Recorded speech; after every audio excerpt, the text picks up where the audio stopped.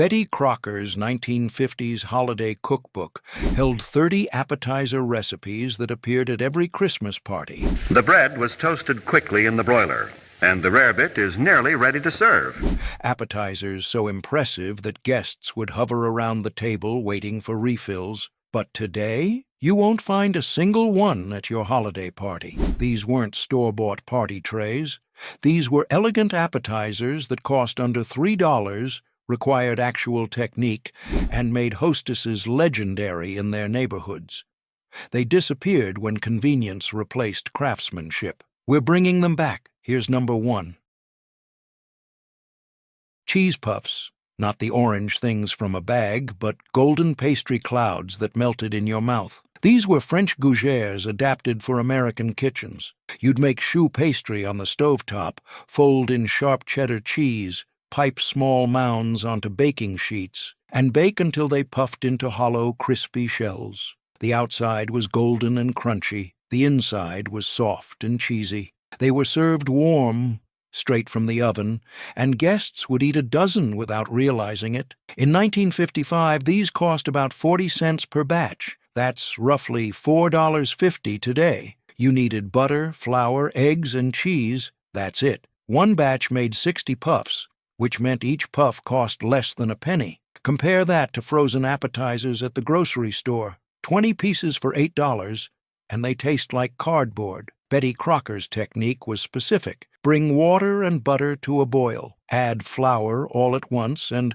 stir vigorously until the mixture pulled away from the pan and formed a ball. Let it cool for 5 minutes. Add eggs one at a time, beating after each addition until smooth and glossy. Fold in shredded sharp cheddar. The dough should be thick but pipeable.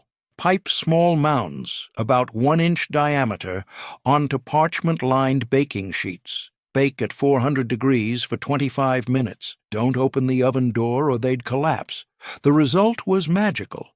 Each puff was hollow inside with a thin, crispy shell. The cheese flavor was concentrated and sharp. They stayed crispy for about an hour after baking, which was perfect for party timing. You'd make them right before guests arrived, and they'd disappear within minutes. These puffs disappeared when frozen appetizers took over in the 1970s. Why spend 30 minutes making choux pastry when you could buy frozen pigs in a blanket? But frozen appetizers taste artificial and processed. These cheese puffs are real food. Butter, eggs, cheese, flour, nothing fake. You can make them for about $5 today.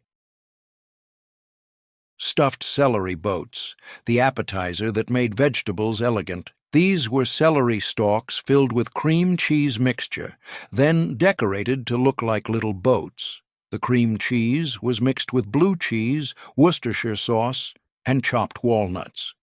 You'd pipe it into the celery groove, then top each one with a small triangle of pimento or olive to look like a sail. In the 1950s, presentation mattered. These looked impressive and tasted sophisticated. In 1950, this appetizer cost about 30 cents to make. That's roughly $3.30 today. A bunch of celery cost 10 cents. Cream cheese was 20 cents per package.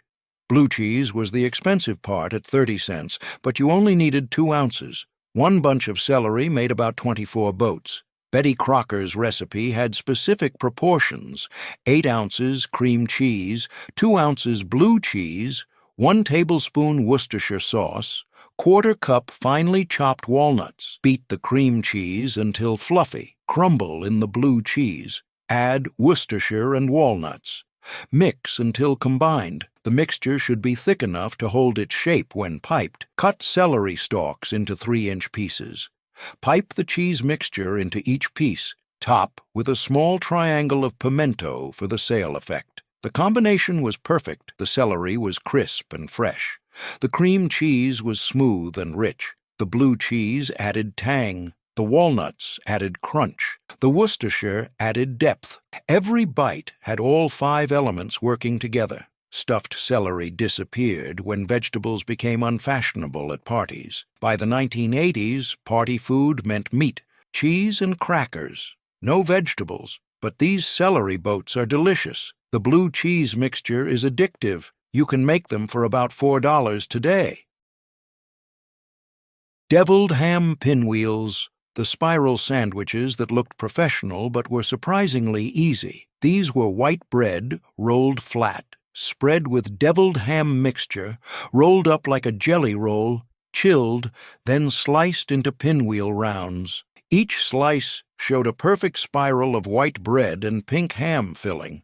In the 1950s, these were cocktail party staples. They looked fancy but required no cooking. In 1955, these cost about 50 cents per batch. That's roughly $5.50 today. You needed a loaf of white bread, canned deviled ham, cream cheese, and mayonnaise. One batch made about 48 pinwheels. That's about 12 cents per pinwheel, cheaper than any store-bought appetizer. Betty Crocker's technique required patience.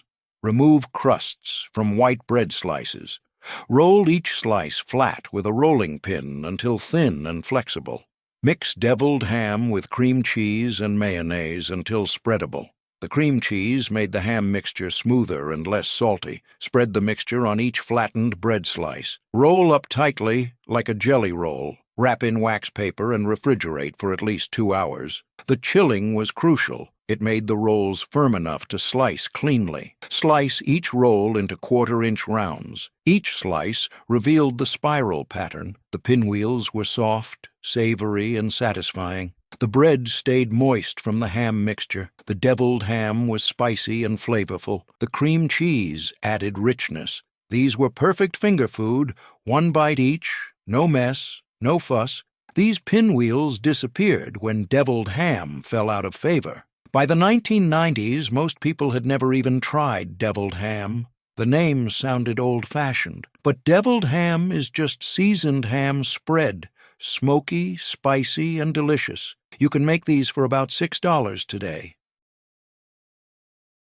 Bacon-wrapped water chestnuts, the appetizer that proved bacon makes everything better. These were whole water chestnuts wrapped in bacon, secured with toothpicks, brushed with brown sugar glaze, and baked until the bacon was crispy. The water chestnuts stayed crunchy. The bacon was smoky and sweet. The brown sugar caramelized into a glaze. In the 1950s, these were called Rumaki and appeared at every cocktail party. In 1950, these cost about $1 per batch. That's roughly $11 today. You needed a can of water chestnuts, a pound of bacon, brown sugar, and soy sauce. One batch made about 30 pieces. At 37 cents per piece, they were more expensive than other appetizers, but worth it. Betty Crocker's recipe was straightforward. Drain water chestnuts, cut bacon strips in half, wrap each water chestnut with a half strip of bacon. Secure with a toothpick. Mix brown sugar and soy sauce to make a glaze. Brush each wrapped chestnut with glaze. Arrange on a baking sheet. Bake at 400 degrees for 20 minutes, turning once halfway through. The bacon should be crispy and the glaze caramelized. The contrast of textures made these addictive. The water chestnut was crunchy and mild. The bacon was crispy and smoky. The glaze was sweet with a hint of salt from the soy sauce. You'd eat one, then reach for another, then another. They disappeared fast. Bacon-wrapped water chestnuts never really disappeared.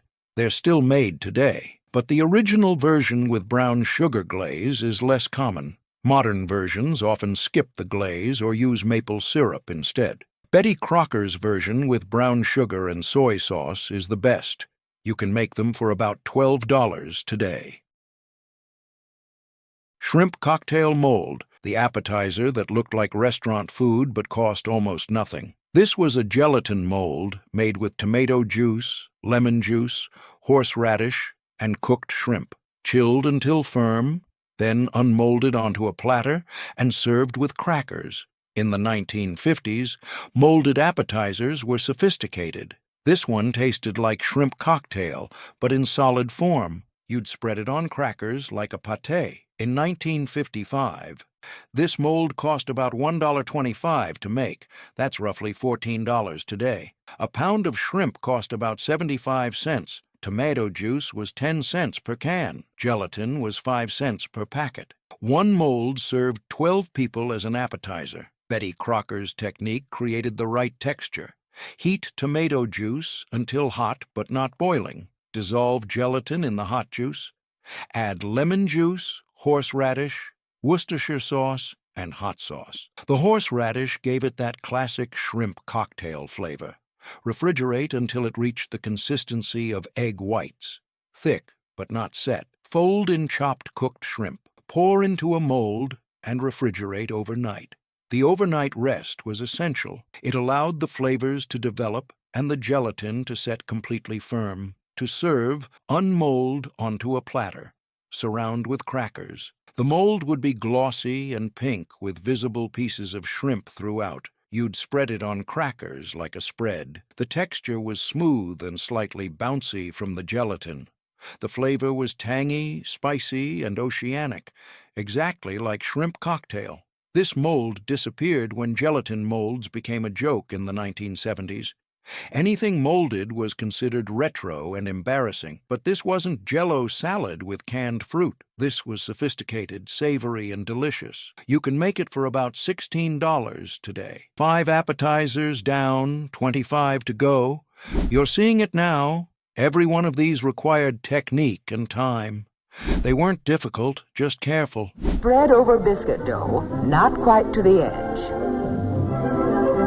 But here's where it gets interesting.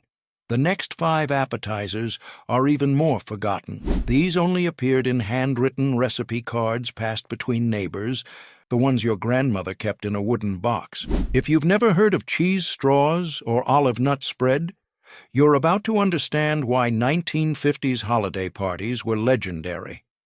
These recipes made hostesses famous in their neighborhoods. Let's keep going.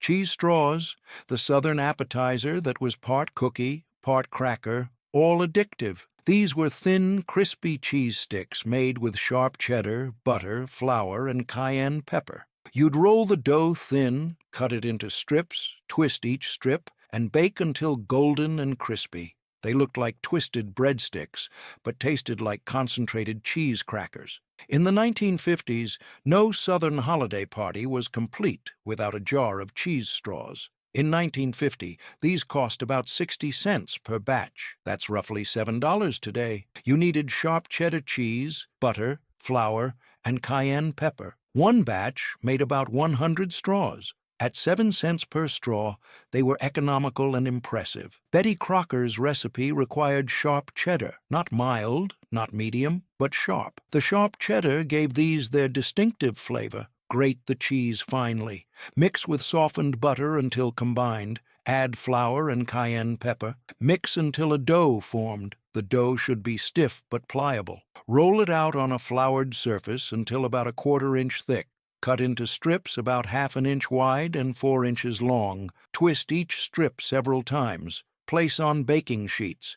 Bake at 350 degrees until golden and crispy, about 15 minutes. The straws were incredibly flavorful. The cheese was sharp and tangy. The cayenne added a subtle heat. The texture was crispy and delicate. They'd shatter when you bit into them. They stayed crispy for days when stored in an airtight container. Cheese straws disappeared outside the South. They remained popular in southern states, but vanished from northern and western holiday parties. But they're worth reviving everywhere. They're better than any store-bought cheese cracker. You can make them for about $8 today. Olive nut spread, the retro spread that tasted way better than it sounds. This was cream cheese mixed with chopped green olives, chopped pecans, mayonnaise, and black pepper. You'd serve it in a bowl surrounded by crackers. The combination sounded weird, but tasted incredible. The olives were salty and briny.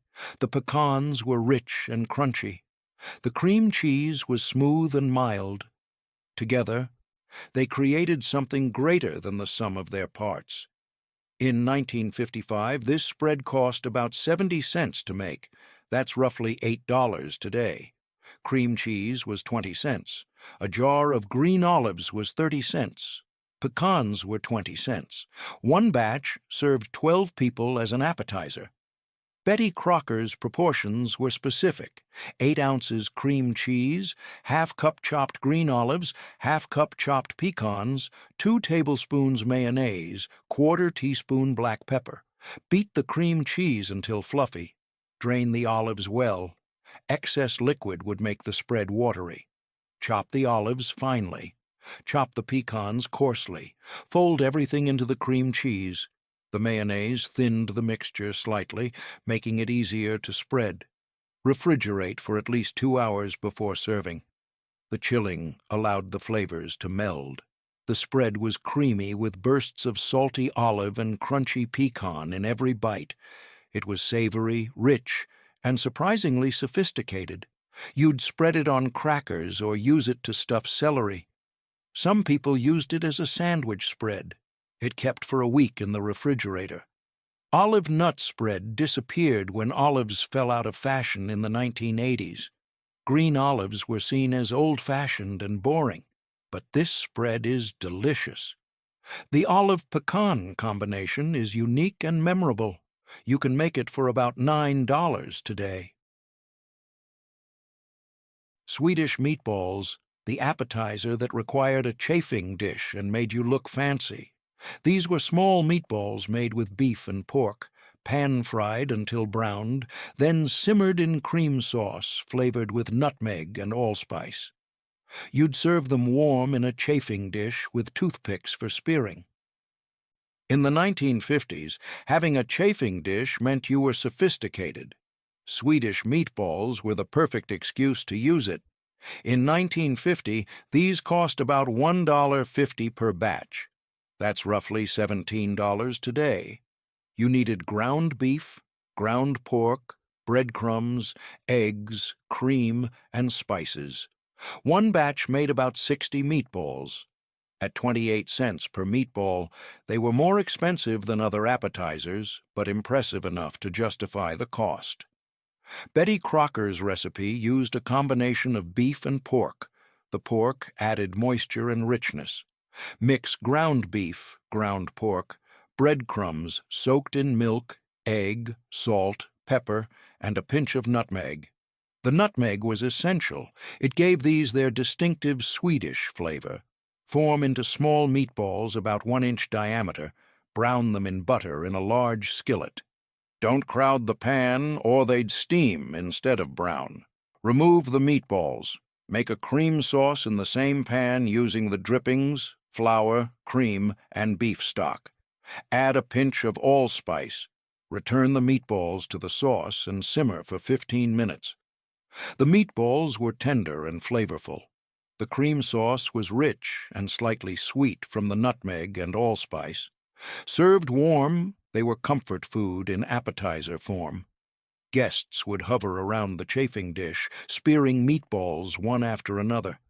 Swedish meatballs never disappeared. They're still popular. But the original version with nutmeg and allspice is less common. Modern versions often use jarred gravy or skip the spices entirely. Betty Crocker's version is the authentic one. You can make them for about $18 today. Pimento cheese ball, the southern classic that was part appetizer, part decoration. This was sharp cheddar cheese mixed with cream cheese, pimentos, mayonnaise, and spices formed into a ball, then rolled in chopped pecans. You'd place it on a platter surrounded by crackers. The cheese ball would sit there looking impressive while guests spread it on crackers.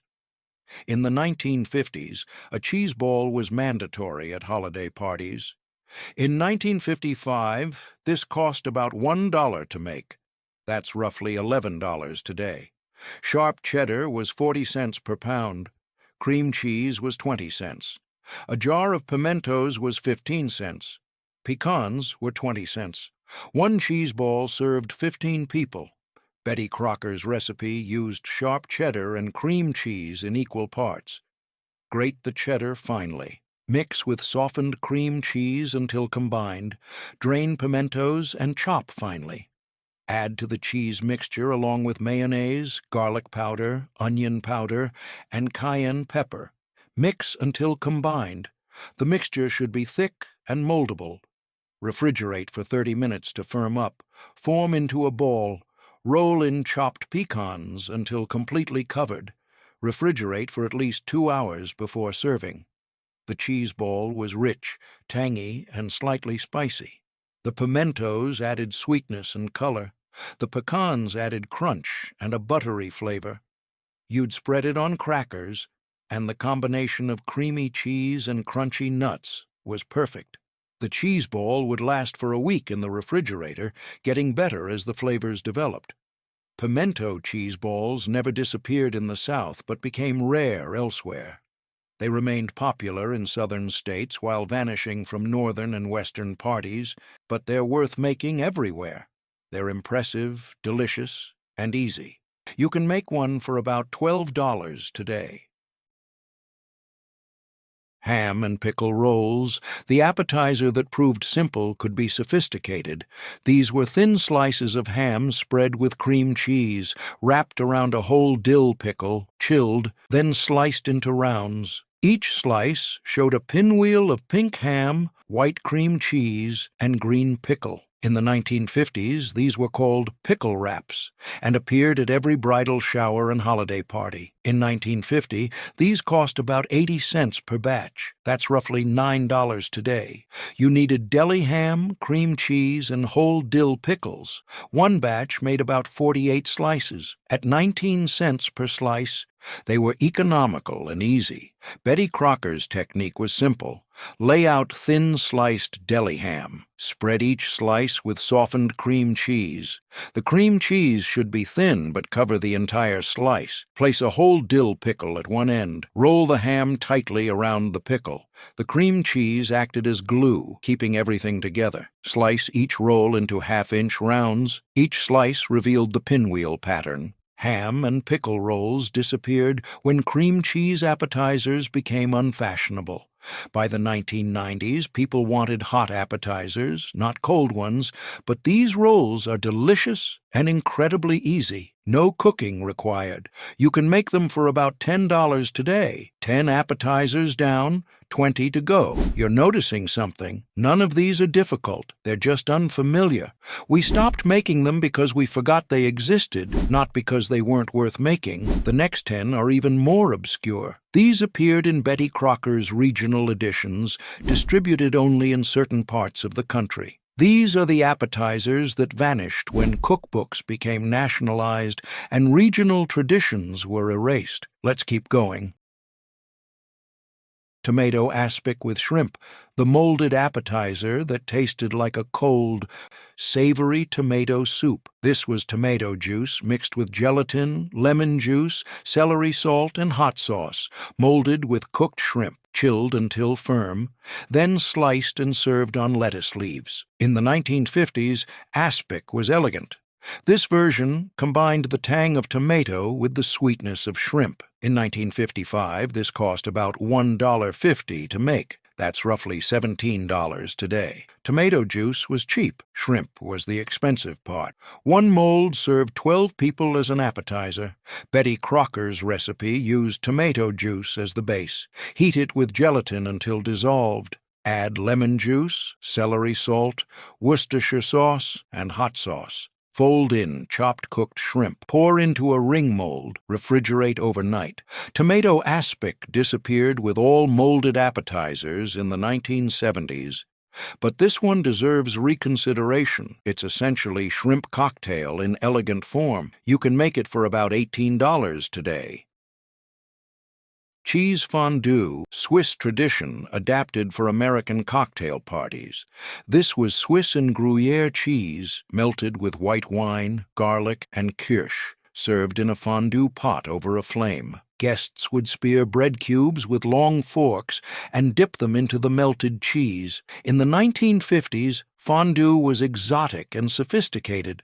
Having a fondue set meant you were worldly. In 1950, this cost about $2 to make. That's roughly $22 today. Swiss and Gruyere cheese were expensive, about $1 per pound combined. White wine was 50 cents per bottle. Kirsch was the most expensive at $1 per bottle, but you only needed 2 tablespoons. One pot served 8 people. Betty Crocker's recipe was specific. Rub the inside of the fondue pot with a cut garlic clove. Add white wine and heat until simmering. Add grated cheese gradually, stirring constantly until melted and smooth. Add Kirsch and a pinch of nutmeg. The Kirsch added a subtle cherry flavor that complemented the cheese. Keep warm over a flame. Serve with bread cubes for dipping. Cheese fondue had a revival in the 1970s, but then disappeared again. It's seen as retro and kitschy now. But fondue is delicious. The original 1950s version with Swiss and Gruyere is better than modern versions with processed cheese. You can make it for about $25 today. Rumaki, the original version with chicken livers, not water chestnuts. This was chicken livers marinated in soy sauce and ginger, wrapped in bacon, secured with toothpicks, and broiled until crispy. The liver became creamy and rich. The bacon was smoky and crisp. The marinade added sweetness and umami. In the 1950s, organ meats were normal. Rumaki was considered a delicacy. In 1950, this cost about $1 per batch. That's roughly $11 today. Chicken livers were cheap, about 20 cents per pound. Bacon was 50 cents per pound. Soy sauce and ginger were pantry staples. One batch made about 30 pieces. Betty Crocker's technique started with the marinade: soy sauce, grated fresh ginger, brown sugar, and a splash of sherry. Marinate chicken livers for at least 2 hours. The marinade flavored the livers and made them less intensely livery. Cut bacon strips in half. Wrap each liver piece with a half strip of bacon, secure with a toothpick. Broil for about 4 minutes per side until the bacon was crispy and the liver was cooked through, but still slightly pink inside. Rumaki disappeared when organ meats fell out of favor in the 1980s. Most people won't eat liver anymore. But for those who do, this is an incredible appetizer. You can make them for about $12 today. Crab rangoon, the Chinese-American appetizer that wasn't really Chinese. These were wonton wrappers filled with cream cheese, crab meat, and green onions, folded into triangles, and deep-fried until golden and crispy. In the 1950s, these appeared at Chinese restaurants, but were actually an American invention. Betty Crocker's version brought them home. In 1955, these cost about $1.50 per batch. That's roughly $17 today. Crab meat was the expensive part at about $1 per can. Wonton wrappers were 20 cents per package. Cream cheese was 20 cents.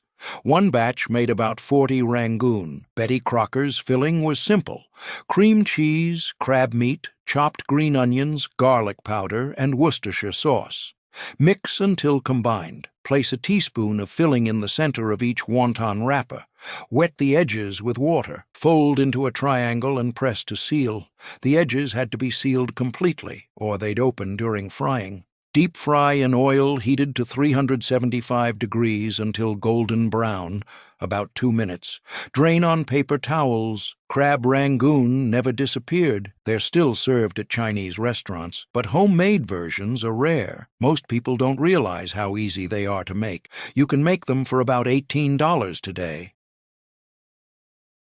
Deviled eggs with caviar, the humble deviled egg elevated to luxury. These were classic deviled eggs topped with a small spoonful of black caviar.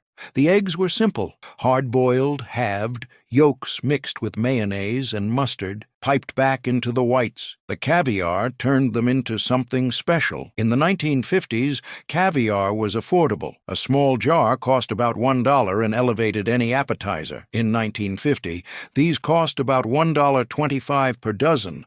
That's roughly $14 today. A dozen eggs cost 30 cents. Mayonnaise and mustard were pantry staples.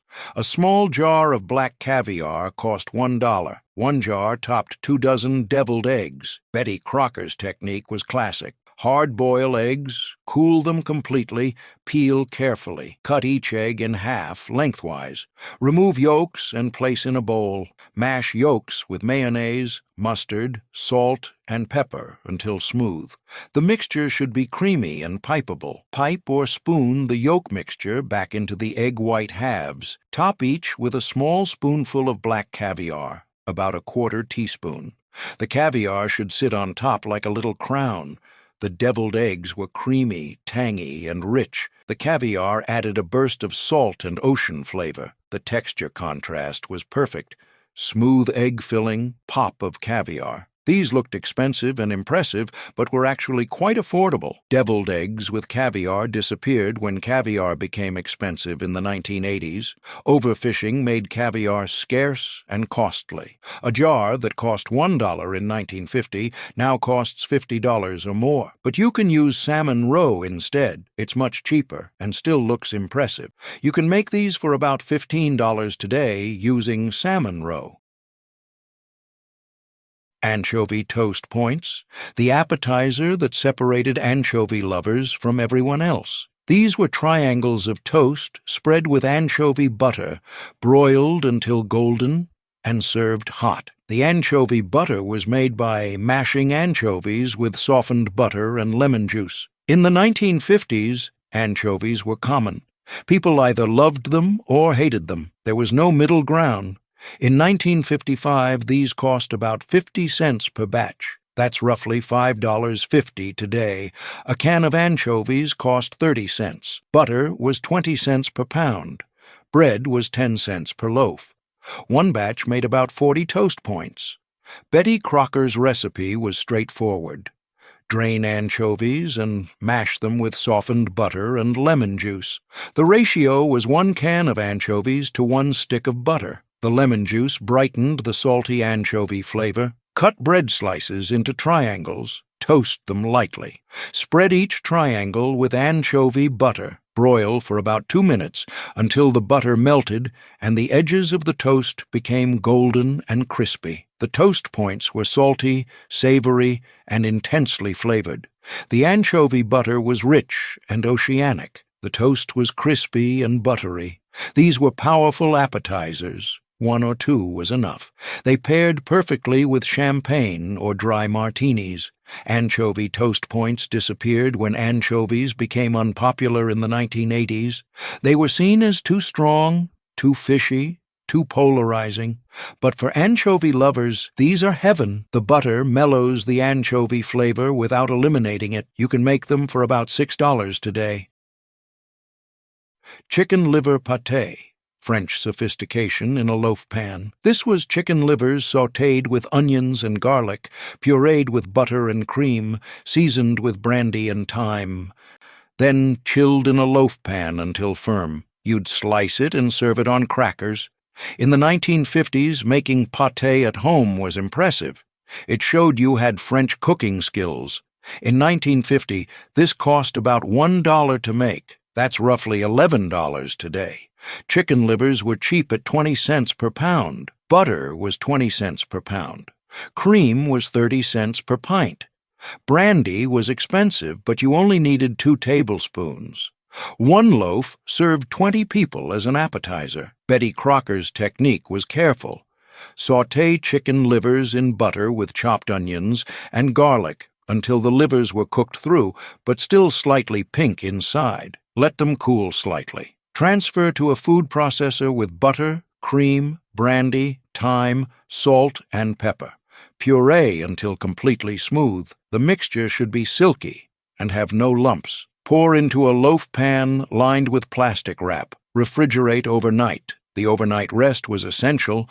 It allowed the flavors to develop and the pate to firm up. To serve, unmold onto a platter. The pate would be smooth and pale brown. Slice it and serve with crackers and cornichons. The pate was rich, creamy, and intensely flavorful. The brandy added depth. The thyme added herbal notes.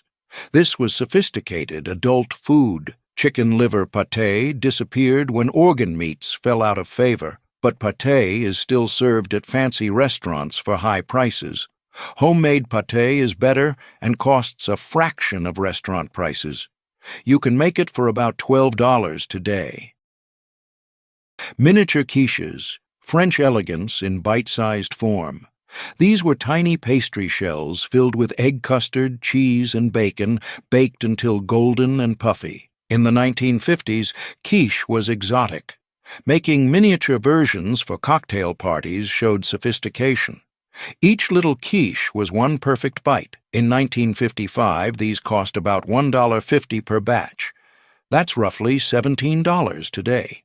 You needed flour and butter for the pastry, eggs and cream for the custard, cheese, and bacon. One batch made about 40 miniature quiches. Betty Crocker's technique required miniature muffin tins. Make pastry dough and chill it. Roll it thin and cut circles to fit the muffin cups. Press the pastry into each cup. Make the custard. Beat eggs with cream, salt, pepper, and nutmeg. Cook bacon until crispy and chop it. Grate cheese.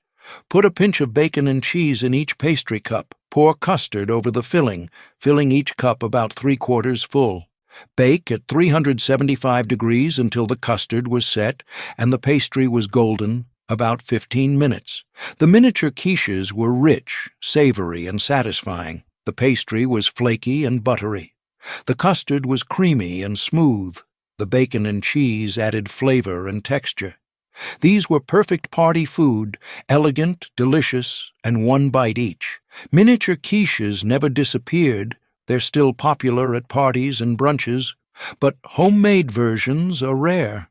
Most people buy them frozen. Homemade miniature quiches are infinitely better. You can make them for about $18 today. Smoked salmon canapes, the appetizer that made you look like you knew what you were doing. These were small rounds of pumpernickel bread topped with cream cheese, smoked salmon, capers, and fresh dill. In the 1950s, smoked salmon was expensive but attainable. Using it for appetizers was a status symbol. These canapes looked professional and tasted luxurious. In 1950, these cost about $2 per batch. That's roughly $22 today. Smoked salmon was the expensive part at about $1.50 per quarter pound. Pumpernickel bread was 20 cents per loaf. Cream cheese was 20 cents. Capers were 15 cents per jar. One batch made about 30 canapes. Betty Crocker's assembly was simple but required care. Cut pumpernickel bread into small rounds using a biscuit cutter. Spread each round with cream cheese. Top with a small piece of smoked salmon about the size of a quarter. Add a few capers and a small sprig of fresh dill. The dill was essential. It added freshness and made the canapes look professional. The canapes were rich, salty, and sophisticated. The pumpernickel was dense and slightly sweet. The cream cheese was mild and creamy. The smoked salmon was silky and oceanic. The capers added bursts of salt. The dill added freshness. Every element worked together perfectly. Smoked salmon canapes never disappeared. They're still served at fancy parties. But they became associated with expensive catering. Making them at home is easy and much cheaper than buying them. You can make them for about $25 today, 20 appetizers down, 10 to go. We're entering the truly obscure territory now, the appetizers that appeared in Betty Crocker's holiday cookbook for only a few years before vanishing completely. These are the experiments, the regional specialties, the appetizers that even your grandmother might not remember. But every single one deserves to be rediscovered. These final 10 made hostesses legendary. They were the appetizers that guests remembered years later, the ones that sparked recipe requests and neighborhood fame. Let's finish strong. Oysters Rockefeller, New Orleans luxury adapted for home kitchens. These were oysters on the half shell topped with a mixture of spinach, butter, breadcrumbs, and pernod, then baked until bubbly and golden. In the 1950s, oysters were affordable and common. Making Oysters Rockefeller at home was ambitious but achievable. In 1950, these cost about $2 per dozen. That's roughly $22 today. Fresh oysters cost about $1 per dozen. Spinach, butter, and breadcrumbs were cheap. Pernod was expensive, but you only needed a tablespoon.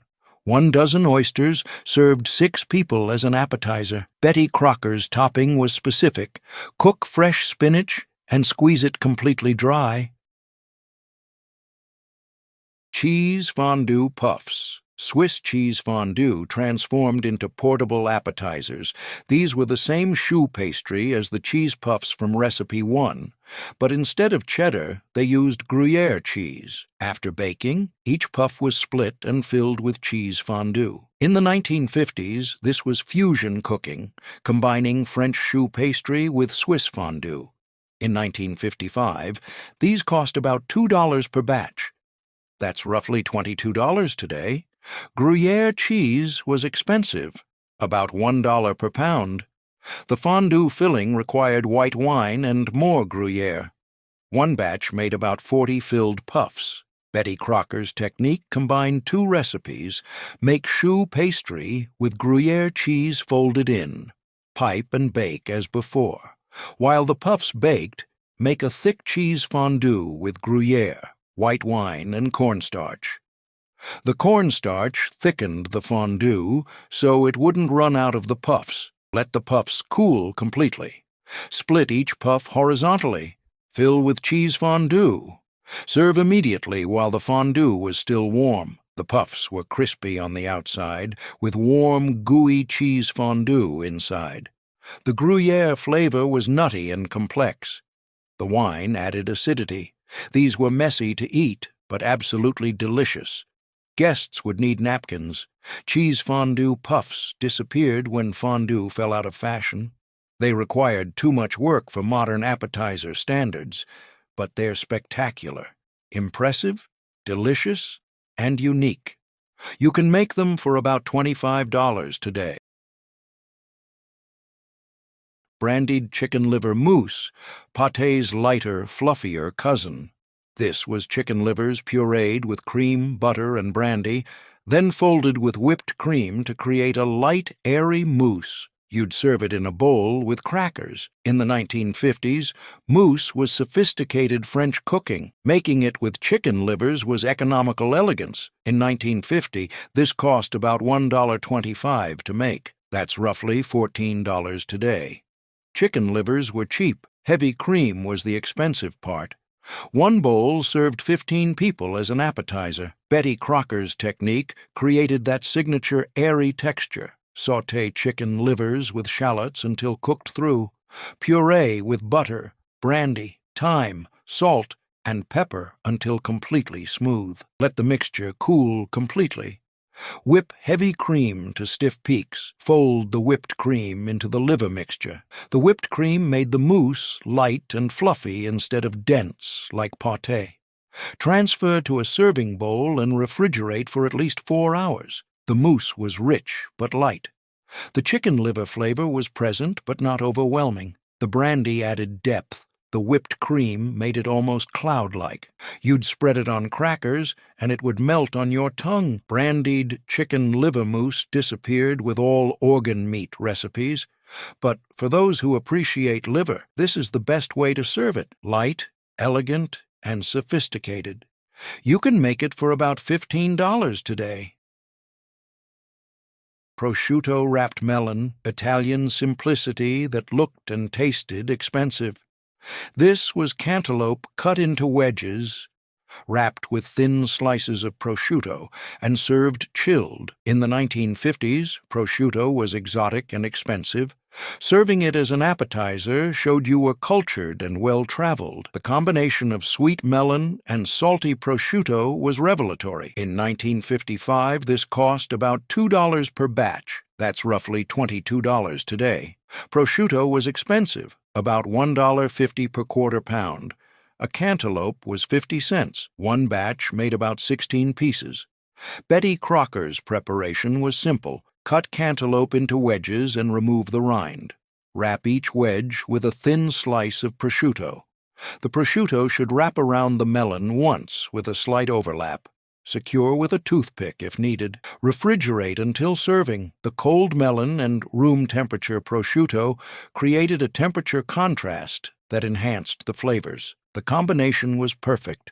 The melon was sweet, juicy, and refreshing. The prosciutto was salty, rich, and slightly chewy. The flavors complemented each other perfectly. This was the epitome of less is more. 2 ingredients, 0 cooking, maximum impact. Prosciutto-wrapped melon never disappeared. It's still served at Italian restaurants and fancy parties, but it became associated with expensive catering. Making it at home is easy and much cheaper. You can make it for about $25 today. Caviar pie, the most extravagant appetizer in Betty Crocker's arsenal. This was a layered appetizer with a base of cream cheese mixed with sour cream, topped with chopped hard-boiled eggs, chopped red onion, and a layer of black caviar. You'd serve it with crackers or toast points. In the 1950s, when caviar was affordable, this was the ultimate party showstopper. In 1950, this cost about $3 to make. That's roughly $33 today. The caviar was the expensive part at about $2 per jar. Cream cheese, sour cream, eggs, and onion were cheap. One pie served 20 people as an appetizer. Betty Crocker's assembly created visual drama. Mix cream cheese with sour cream and spread it in a shallow serving dish. Refrigerate until firm. Top with a layer of finely chopped hard-boiled eggs. Add a layer of finely chopped red onion. Finally, spread a layer of black caviar over the top. The layers should be distinct and visible. Refrigerate until serving. Serve with toast points or crackers. The caviar pie was rich, salty, and luxurious. Each bite had all the layers: creamy cheese, mild egg, sharp onion, and briny caviar. This was special occasion food. You made this when you wanted to impress. Caviar pie disappeared when caviar became prohibitively expensive, but you can make a version with salmon roe that looks and tastes similar for much less money. You can make it for about $35 today using salmon roe. Escargots in mushroom caps. French luxury in an edible vessel. These were large mushroom caps filled with canned escargots, snails, garlic butter, and breadcrumbs, then baked until bubbly. In the 1950s, canned escargots were available at specialty stores. Making them at home was adventurous and impressive.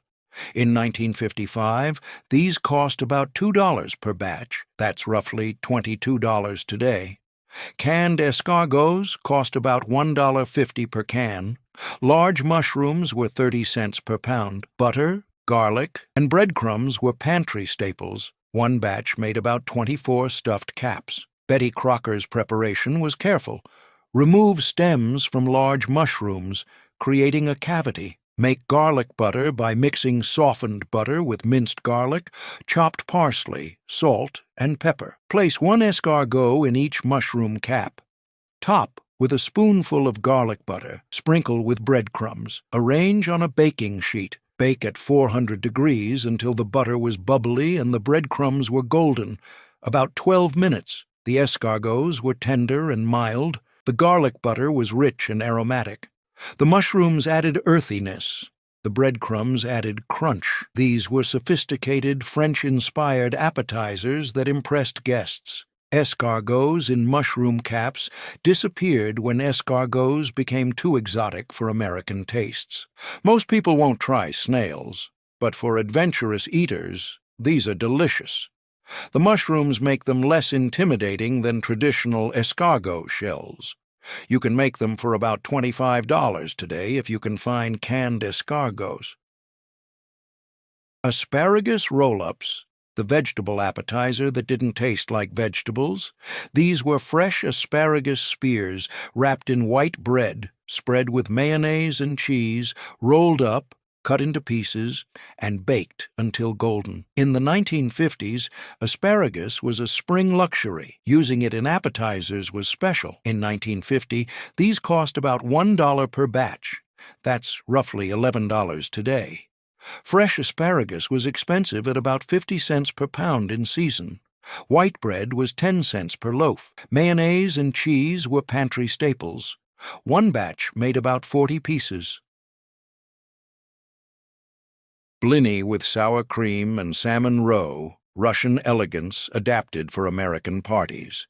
These were small buckwheat pancakes topped with sour cream and salmon roe. In the 1950s, blini were exotic and sophisticated. Making them showed you had international culinary knowledge. In 1955, these cost about $2 per batch. That's roughly $22 today. Cheese souffle appetizers, the intimidating French technique made manageable. These were miniature cheese soufflés baked in muffin tins, served warm as individual appetizers. In the 1950s, mastering souffle was a badge of honor. Making miniature versions for cocktail parties was showing off. In 1950, these cost about $1.50 per batch. That's roughly $17 today. You needed butter, flour, milk, eggs, and Gruyere cheese. One batch made about 12 miniature soufflés. Betty Crocker's technique required precision. Make a thick bechamel sauce with butter, flour, and milk. Remove from heat and stir in grated Gruyere until melted. Beat egg yolks and stir them into the cheese mixture. In a separate bowl, beat egg whites to stiff peaks. Fold the egg whites gently into the cheese mixture. The folding had to be gentle or the soufflés wouldn't rise. Butter and flour muffin tins. Fill each cup 3/4 full. Bake at 375 degrees for about 15 minutes. The soufflés should be puffed and golden.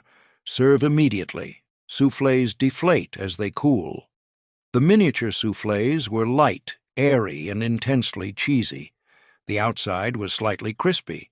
The inside was soft and custardy. These were impressive, elegant, and delicious.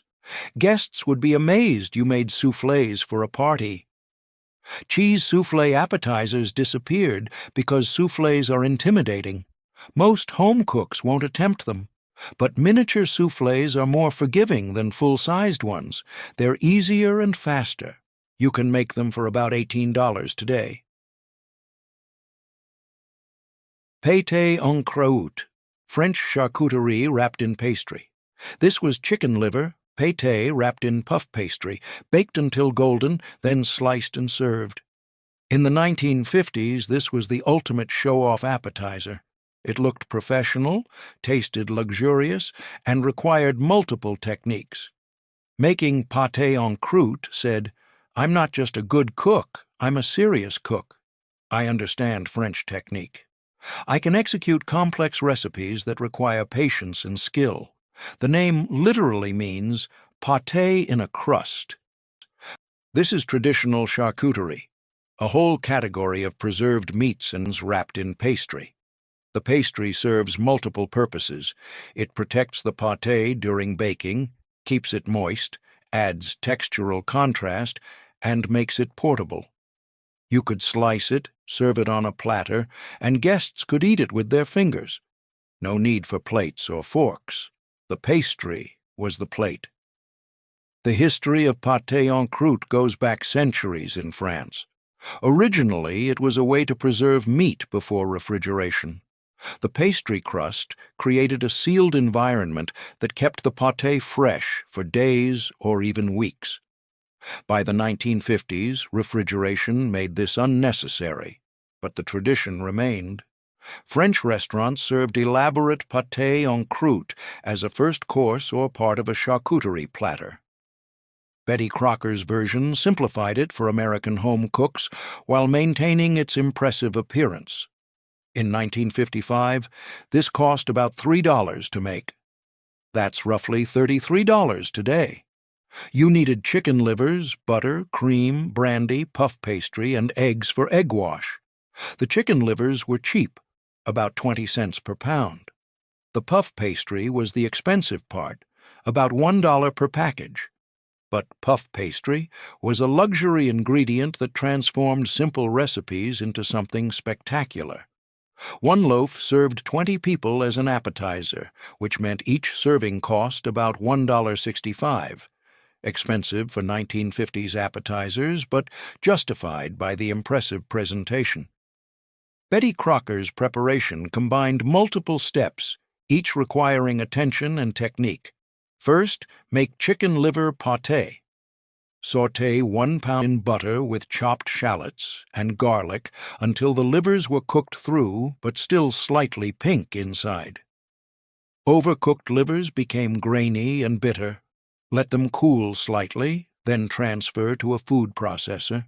Add 4 tablespoons of softened butter, 1/4 cup of heavy cream, 2 tablespoons of brandy, fresh thyme, salt, and pepper. Puree until completely smooth. The mixture should be silky with no lumps. Taste and adjust seasoning.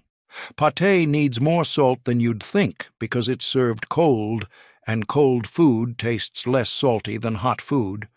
Transfer the pate to a bowl and refrigerate until completely cold and firm. This took at least 4 hours, preferably overnight. The pate needed to be firm enough to hold its shape when wrapped in pastry. If it was too soft, it would squish out the sides when you sliced it. Pastry into a large rectangle, about 12 inches by 16 inches.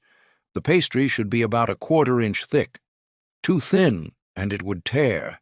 Too thick, and it would be doughy. Spread the cold pate down the center of the pastry in a log shape, leaving about 3 inches of pastry on each side and 2 inches at each end. The pate log should be about 3 inches wide and 10 inches long. Fold the pastry over the pate, overlapping the edges slightly. Pinch to seal. The seal had to be tight, or the pate would leak during baking. Fold the ends over like wrapping a package and seal them. Place seam side down on a baking sheet lined with parchment paper. This was important. The seam side down prevented it from opening during baking. Brush the entire surface with egg wash. 1 egg beaten with 1 tablespoon of water. The egg wash created that beautiful golden glossy shine. Cut decorative slits in the top for steam to escape. These slits were functional. They prevented the pastry from bursting, but they were also decorative. Traditional French patterns included diagonal slashes, diamond patterns, or leaf designs. For extra elegance, you could cut shapes from leftover pastry, leaves, flowers, or geometric designs, and arrange them on top before brushing with egg wash. This was completely optional but made the presentation even more impressive. Bake at 400 degrees until the pastry was golden brown and puffed, about 30 minutes. The high temperature made the puff pastry rise dramatically. You'd hear it crackling and see it puffing up through the oven door. Let it cool completely before slicing. This was crucial. Hot pate was too soft to slice cleanly. Room temperature pate sliced perfectly, showing clean edges and the contrast between golden pastry and dark pate. The pate en croute was spectacular. The pastry was flaky and buttery, shattering when you bit into it. The pate was rich and smooth, with that distinctive chicken liver flavor, earthy and slightly mineral, mellowed by butter and cream, enhanced by brandy. Each slice showed the golden pastry surrounding the dark pate, creating a beautiful visual contrast. This was restaurant-quality food made at home. Serve it sliced on a platter with cornichons, small pickled cucumbers, grainy mustard, and crackers. The pickles and mustard cut through the richness of the pate. Some people served it with a simple green salad dressed with vinaigrette. 30 holiday appetizers from Betty Crocker's 1950s Cookbook. Everyone was a tradition. Everyone required technique and time. Everyone disappeared when we traded homemade for store-bought party trays. These weren't complicated appetizers. They were careful. Cheese puffs, stuffed celery boats, Swedish meatballs. Your grandmother made these for every holiday party. They cost almost nothing compared to catered appetizers, infinitely better. We lost something when these recipes vanished. We lost the art of entertaining, The pride of serving homemade food, the satisfaction of hearing guests ask for recipes. We traded craftsmanship for convenience and called it progress, but these appetizers are worth reviving. Not all 30, pick 2 or 3 that sound interesting. Give yourself an afternoon in the kitchen. Make cheese puffs from scratch. Wrap bacon around water chestnuts.